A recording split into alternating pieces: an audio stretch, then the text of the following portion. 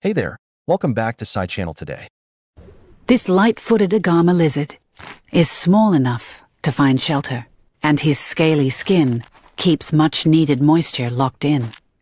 But even he needs to drink sometimes. A miraculous oasis for weary desert travelers. But it might not be as welcoming as it seems.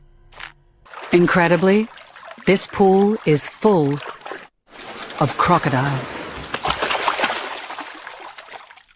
While their far-flung relatives swim through lush swamps, these crocodiles are trapped here.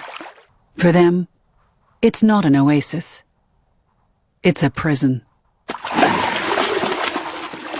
where every inmate must fight for themselves. There's fierce competition for anything that moves. A migrating honey buzzard stops to drink and wades in to cool off.